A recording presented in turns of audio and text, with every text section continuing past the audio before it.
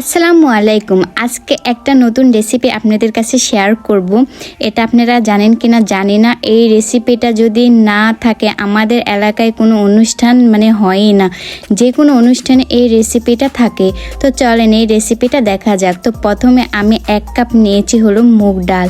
তো ডালটা এখন আমি ভালো করে ভেজে নেব, যেন কাঁচা গন্ধটা না থাকে, যেন পুড়িয়েও না যায়, যেন কাঁচা গন্ধটা না থাকে। তো তারপরে আমি এই মুগ ডালটা ধুয়ে নিয়েছি, নিয়ে আমি রাইস কুকারের বাটিতে এটা নিয়েছি, কারণ রাইস কুকারে এটা আমি সিদ্ধ করতে দেব, তাহলে সময়টা কম লাগে।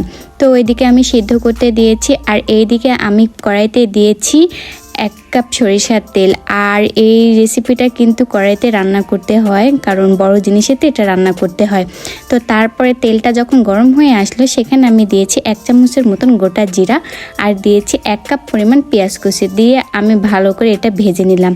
তো তারপরে আমি দিয়েছি এলাচ, দারুচিনি, লবঙ্গ, আর দিয়েছি আমি তেজপাতা, আর দিয়েছি 5 থেকে 6টি কাঁচা মরিচ, আর দিয়েছি আমি রসুন বাটা 1 চামচ, আর রসুন দিয়েছি আমি 2টা। এটা হলো আদা থেতো করা, কারণ এই রেসিপিতে একদম বাটার থেকে আদা থেতো করা রসুন দিলে এটা খেতে বেশি ভালো লাগে। 1 চামচ পরিমাণ দিয়েছি আদা বাটা, দিয়েছি আমি লবণ, দিয়েছি আমি মরিচের গুঁড়া, আর দিয়েছি আমি হলো হলুদের গুঁড়া এখানে দিয়ে। এখন আমি মশলাটা কষিয়ে নিব, যেন মশলা থেকে কাঁচা গন্ধটা দূর হয়ে যায়।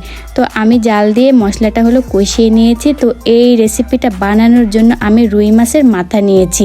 তো এই রেসিপিটা হলো রুই মাছের মাথা দিয়ে মুগ ডালের ঘন্ট বলে, আমরা এদিকে ঘাটি বলি, আমরা যাই যেটা বলে। তো তারপরে এখন আমি এই মাছ মশলার সাথে ভালো করে একদম কষিয়ে নেব আর সিদ্ধ করে নেব। তো মাছটা আমি সিদ্ধ করার জন্য এই তো ঢেকনা দিয়ে ঢেকে দিয়েছি। তো ঢাকে আমি 2 থেকে 3 মিনিট এটা হলো জাল করে নিলাম। তো 2 থেকে 3 মিনিট দেখেন মাছগুলো একদম সুন্দরভাবে সিদ্ধ হয়ে গেছে, একদম ভাঙ্গা ভাঙ্গা হয়ে গেছে।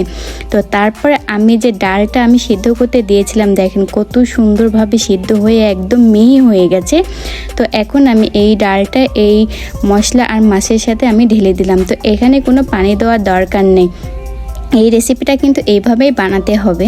তো তারপর আবার আমি ঢাকনা দিলাম। এখানে কিন্তু ঢাকনা দিয়ে রান্না করতে হবে, না ছাড়া কিন্তু একদম ডালটা ফুটে গায়ে পড়ে যাবে।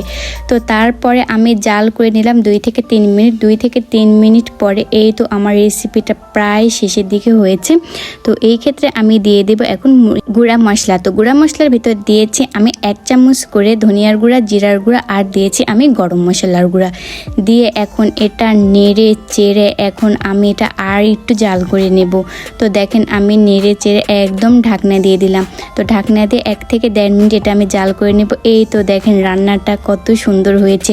আর এই রেসিপিটা সব অনুষ্ঠানেতে, বাড়িতে আত্মীয় স্বজন আসিক বা অনুষ্ঠানে যে কোনো বিয়ে বাড়িতে যাই বলেন না কেন, এই ঘাটিটা কিন্তু থাকবে।